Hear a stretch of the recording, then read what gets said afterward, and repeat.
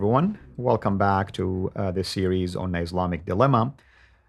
Just like we looked at what does the Bible teach concerning Christ and what did the Quran also teach concerning Christ, today we're going to talk about why was the Quran revealed in Arabic, and kind of like we're going to zoom in into the message of the Quran in that regard. With us here in studio, of course, to unpack all of this is Dr. David Wood. David, this is actually one of my favorite topics. Just what the Quran says is so completely, radically different from what Muslims believe that it says. Just this one topic. If Christians would get their minds around this topic and be able to share it with their Muslim friends, it's devastating to Islam. Because here's what your average Muslim believes. Your average Muslim believes that if you go to the Quran, it's going to say that Allah sent prophets into the world. He revealed various scriptures to people in different parts of the world, and they all messed up and they all corrupted it. And so Allah finally said, you know what, I'm just going to give one revelation in Arabic, and that's what everyone in the world now needs to go to, this one revelation in Arabic. And why did he reveal it in Arabic? Oh, because it's such a rich language and things like that. Not what the Quran says at all. You would never in a trillion years get that message from the Quran. That's completely made up nonsense. Not according to me, not according to you, according to the Quran. Right. The actual message of the Quran, we're going to go to it and see. The actual message of the Quran is that Allah has been sending prophets out into the world to every group of every language. He's given revelations to various groups. And the last people to get their revelation were the Arabs. So the reason for sending Muhammad was that the Arabs were the only people who didn't have their revelation yet. at least that's what the Quran says. Yeah, they were the only people who didn't have their revelation. And now he sent Muhammad, and now they've got the revelation. That's why he's the seal of the prophets. Why? All the other prophets had spoken to everyone else. The Arabs were the last people. Now that Muhammad is there, boom, it's done. It's done. Everyone has their revelation, and everyone has to judge by the revelation that was given to their group in their language. That's the message of the Quran. Completely different from what Muslims believe. But they're not just going to take our word for it. So we have to actually go to what the Quran says. So let's check out some passages here. Surah 16, verse 36. And verily, we have raised in every nation a messenger, proclaiming, serve Allah and shun false gods. Every nation.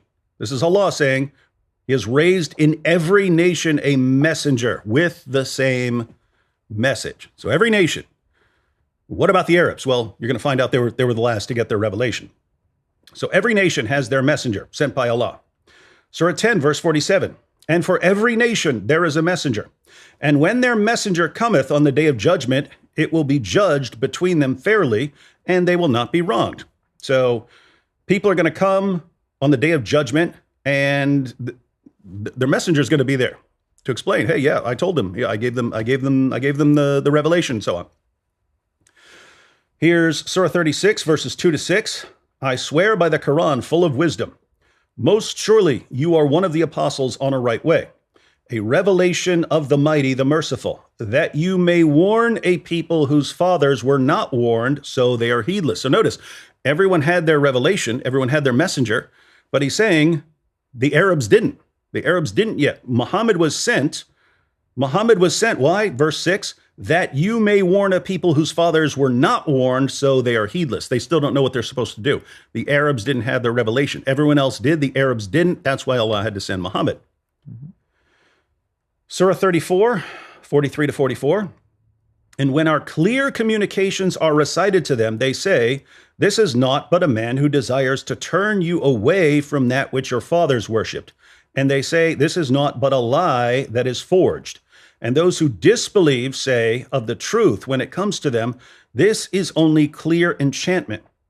And we have not given them any books which they read, nor did we send to them before you a warner. So Allah is saying every group had their warner, every group had their messenger, but he's saying these guys didn't. There wasn't one before you. Now this is interesting because Both Abraham and Ishmael supposedly built That's the what I was going Kaaba. to say. I mean, are they the father of Islam and Muhammad is a descendant of them? Yes, supposedly, and it's just interesting when you look at the rituals at the Kaaba, because Muslims perform the same rituals. They walk around the Kaaba 7 times. They run back and forth between the hills of Safa and Marwa and so on. Right. They have the same rituals, but it's kind of funny. So wait a minute, you think Abraham and Ishmael set this up? And the polytheists for thousands of years got that right, but everything, all their doctrines, they got completely wrong. That's right. But they kept up the practices right, and so you affirm them? Anyway, weird stuff. But we're actually going to find out why Abraham and Ishmael don't count, because Allah is going to say he only sends a messenger in your language, so they don't even count. The messenger to your people has to come speaking your language. But there goes Jonah, man. Yeah, we got some problems here. No one ever said this all fits together very well, right? But we'll check out what it says. So anyway, verse 44 there, we have not given them any books which they read, nor did we send to them before you a warner. The Arabs had no warner before Muhammad. Surah 32, verse 3. Or do they say he has forged it? Nay, it is the truth from your Lord, that you may warn a people to whom no warner has come before you, that they may follow the right direction. So the fathers hadn't been warned, no warner before you.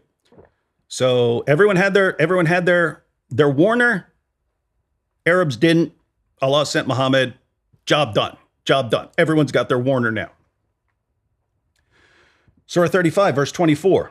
Surely we have sent you with the truth as a bearer of good news and a warner. And there is not a people, but a warner has gone among them. So now that you've been sent, there are no people on the planet that haven't had a warner. Right. If everyone else had it, and the Arabs were the only ones left, and then they got their warner, they got their messenger, they got their prophet. Now he says right here, there is not a people, but a warner has gone among them. Every single group on the planet now has their warner. They have their revelation. Surah 14, verse 4. And we sent not a messenger except with the language of his people in order that he might make the message clear for them. This is a very important issue. Right. The messenger has to speak the language of the people he's talking to. And the reason is that if a messenger comes and delivers a revelation, but the people can't understand the language, they have to have someone translate for them. And how do you know you can trust the translator? That's right. How do you know you can trust the messenger of the messenger, right? You've got the messenger, he's got his revelation from God. But I mean, keep in mind, this is especially if you write a book like the Torah or the Gospel or something like that, you can follow the reasoning here. It's silly because they don't really believe in accurate translations, but you can imagine why this would be, right? So there are Jews and Christians in 7th century Arabia. So why wouldn't Allah's message be, hey, Arabs, just listen to the Jews and Christians? Well, you can't read the Torah and the Gospel for yourself. You have to listen to what Jews and Christians are saying. Well, how do you know they're telling you the truth? Yeah. You don't. So you're kind of at the mercy of Jews and Christians and just trust that they're telling you the truth? The Quran says these guys misinterpret their stuff all the time. So the only way you can know what Allah is actually telling you is if you know it in your own language so that you can understand it. And so Allah says, we sent not a messenger except with the language of his people in order that he might make the message clear for them. Now, the reason this is already so far, I mean, we haven't even gotten to the major takeaway yet. But already, just think about this.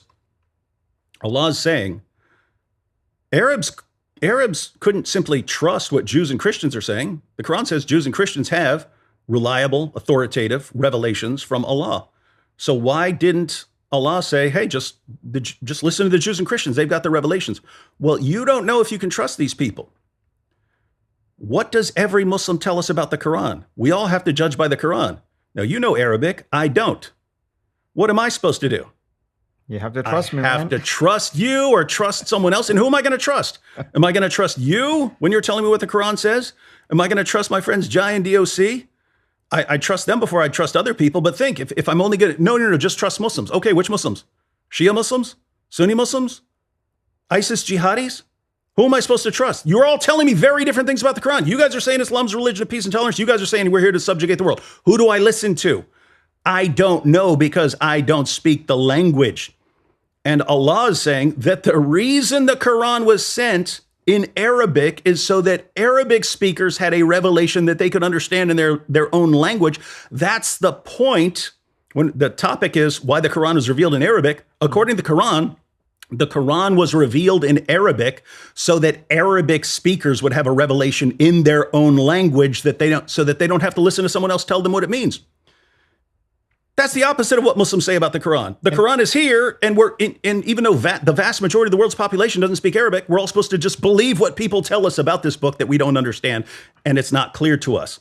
So what Muslims say about the Quran is the exact opposite of what the Quran says about itself. And it's amazing. They don't care. You can point this out to them. Nope, this is what I heard from my dawah guy. This is what I heard from my sheikh. This is what I heard from my imam. Okay, why don't you listen to what your God says for once in your life? Why don't you listen to what your God says? Because he's saying the exact opposite of what your sheikhs and imams and dawah guys say. Exactly. And it's really a proof that everything about Islam is man-made. Yep. Everything. Mm-hmm. Wild stuff. All right, let's keep going here. Surah 42, verse 7. And thus have we revealed to you an Arabic Quran that you may warn the mother city and those around it. So this is talking about Muhammad. The reason Allah revealed to Muhammad an Arabic Quran is so that Muhammad could warn the mother city, Mecca, and those around it. Guess what? Arabs. It's because Arabs need someone warning them in their own language. Look how limited its geography was. Mm-hmm. And that you may give warning of the gathering, of the day of gathering together, wherein is no doubt a party shall be in the garden and another party in the burning fire. So why did Allah send Muhammad? He says it so that he needs an Arabic Quran to warn the people in Arabia, warn the people in and around Mecca. Surah 44, verse 58. Verily, we have made this Quran easy in thy tongue in order that they may give heed. Why is the Quran in Arabic? It's in the tongue of Arabic speakers so that they may give heed. They couldn't be expected to give heed to a book in a different language that they don't understand. So he gave them a revelation in a language they understand so that they may give heed. This should seem very strange for Muslims who think that the Quran is the revelation for all people who don't speak Arabic. Strange. Surah 43, verses 2 to 4. By the book that makes things clear. Yeah, it sure does. We have made it a Quran in Arabic that ye may be able to understand and learn wisdom. We made it in Arabic so you can understand it. Who? Arabic speakers. You didn't have a revelation in Arabic. Now you have a revelation in Arabic and you can understand it. And verily, it is in the mother of the book, in our presence, high in dignity, full of wisdom. So over and over again, here's why Allah revealed the Quran in Arabic. Arabic speakers needed a revelation they could understand for themselves. Surah 26, 192 to 196. And most surely, this is a revelation from the Lord of the worlds. The faithful Spirit has descended with it upon your heart that you may be of the warners in plain Arabic language. And most surely the same is in the scriptures of the ancients. You getting that?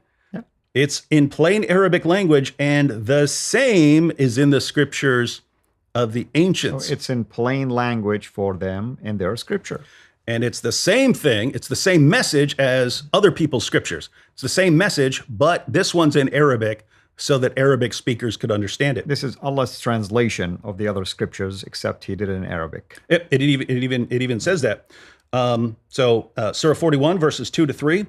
It's a revelation from Allah, the most beneficent, the most merciful, a book whereof the verses are explained in detail, a Quran in Arabic for people who know. It's a Quran in Arabic for people who know. Surah 46, verse 12.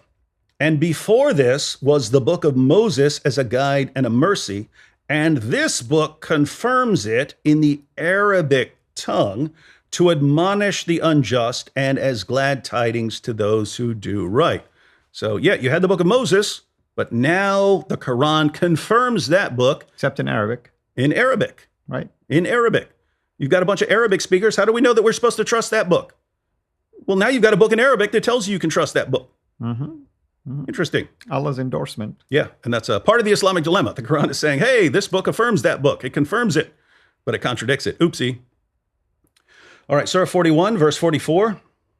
And if we had sent this as a Quran in a foreign language other than Arabic, they would have said, the Arabs would have said, if you sent them some book in a language they don't understand, if we had sent this as a Quran in a foreign language other than Arabic, they would have said, why are not its verses explained in detail in our language? What, a book not in Arabic and the messenger an Arab?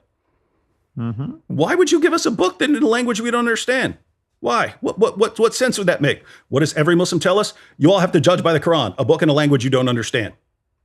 Yeah. And Allah is saying the entire reason that the Quran was in Arabic was so that Arabic speakers can understand it and not have to listen to someone else.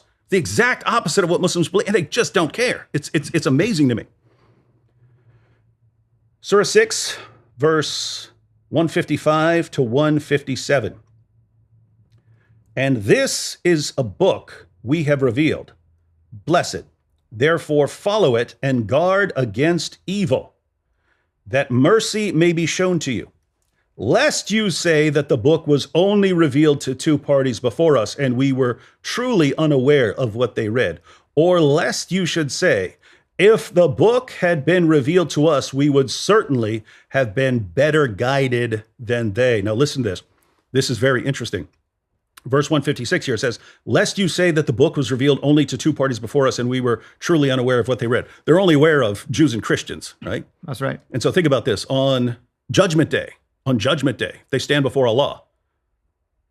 The Quran says they would have a fair objection to Allah's justice. Wait a minute.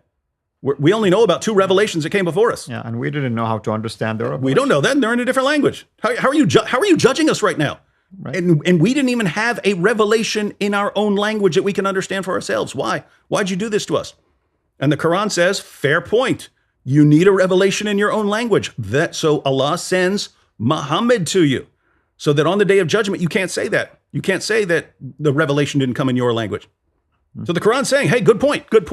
Yeah, that's why you need a revelation in your own language. All right, so that's the position of the Quran. That's the position of the Quran. You have Allah. You can't trust people telling you about books in other languages, so you need something in your own language. So Allah does that. He wants to be fair and just. So he sends everyone a revelation in their own language. The Arabs were just last. The Arabs were last on the list. Muhammad was the last prophet sent, and that's why he's the seal of the prophets. Now that the Arabs had a revelation in their own language, everything's done. Everyone's got their book in their own language. And that's why we can now understand, this is Surah 5, verse 43, when some Jews come to Muhammad to settle a dispute. Allah is confused why Jews are coming to Muhammad. Well, why are they coming to you? It doesn't make any sense, right? Look at what he says. Jews come to Muhammad because he's a leader at this point in Medina. Say, hey, Muhammad, what's your ruling here? Allah responds, how come they unto thee for judgment when they have the Torah, wherein Allah hath delivered judgment for them? Yet even after that they turn away. Such folk are not believers. They're coming to you, Muhammad. They're coming to you for judgment. Why are they coming to you for judgment? They got the Torah. What sense does it make for them to come to you when they've got the Torah? Makes no sense for them to come to you. They've already got the revelation. What are they doing? They're coming to you because they don't really believe. They're looking for a way to avoid the book that's revealed to them. So, I mean, keep in mind, if Muslims are right, all the previous scriptures have been corrupted. All the previous scriptures have been corrupted, and the Quran is the only pure book. And Muhammad's the only prophet whose revelations weren't corrupted. Then when Jews come to Muhammad, the Quran should say, oh, it's great that they're coming to you because their book's been corrupted. They need you. They need you to tell them what's still reliable in their book. Not what he says at all. Why are they coming to you? You're the guy, you're the Arab. You're the guy giving the revelation in Arab. They got the revelation in their language. What are they doing coming to you? Yeah, and he's like, yeah, why are you asking me? You have your book. Yep. Judge by it. And one more. I mean, there are more passages like this, but we'll be seeing those later. But Surah 5, verse 68 is what Muhammad is commanded to say. Muhammad is commanded to say, O people of the book, you have no ground to stand upon unless you stand fast by the law, that's the Torah, the gospel, the Injil, and all the revelation that has come to you from your Lord. It is the revelation that cometh to thee from thy Lord that increaseth in most of them their obstinate rebellion and blasphemy, but sorrow thou not over these people without faith. That includes the whole Bible, by the way. The Quran condemns Jews and Christians for refusing to judge by our scriptures, for refusing to stand upon our scriptures. Which, if Muslims are right, we shouldn't be following our scriptures. Our scriptures are corrupt. We should just be following the Quran. We go to the Quran and saying, Jews and Christians, you need to be following your book. You have no ground to stand upon until you follow your scriptures. What's wrong with you? You don't come to Muhammad. Why are you coming to Muhammad? What are you doing? Right. And if you look at it one more time, that verse, maybe you can, show it on the screen if you want.